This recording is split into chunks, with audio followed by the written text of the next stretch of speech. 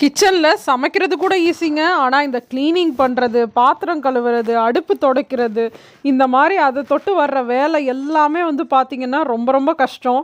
நம்ம ஊரில் இருக்கோம் அப்படின்னா அம்மா, மாமியார் இல்லை ஹெல்ப்புக்கு யாராச்சும் இருப்பாங்க. ஆனால் யூஎஸ் இந்த மாதிரி எல்லா கண்ட்ரியில் இருக்கவங்களும் வீட்டில் அவங்க எல்லா வேலையும் அவங்களே தான் பார்த்துக்கணும். ஒரு சின்ன ஹெல்ப்புக்கு கூட ஆள் இருக்க மாட்டாங்க. ஆனால் பேர் என்னன்னு பார்த்தீங்கன்னா வீட்டில் சும்மா இருக்கா அப்படின்ற பேர் தான். ஆனால் இந்த மாதிரி யாராச்சும் சொன்னாங்க அப்படின்னா எனக்கு சொல்ல தோணும், ஆமாம் நான் வீட்டில் சும்மா தான் இருக்கேன், நீங்கள் யாராச்சும் வந்து எங்கள் வீட்டில் இந்த வேலைலாம் செஞ்சு கொடுக்குறீங்களா அப்படின்ற மாதிரி தான் தோணும். இந்த மாதிரி சொல்கிறவங்களுக்கு உங்கள் மைண்ட் வாய்ஸ் என்னவாக இருக்கும்னு கீழே கமெண்ட்டில் சொல்லுங்கள். இந்த அடுப்பு பார்த்தீங்க அப்படின்னா இந்த வீட்டுக்கு வந்ததுலேருந்தே ரொம்ப பிரச்சனை பண்ணிட்டு இருந்துச்சுங்க. க்ளீன் பண்ணுறது ரொம்ப ரொம்ப கஷ்டமாக இருக்கும்.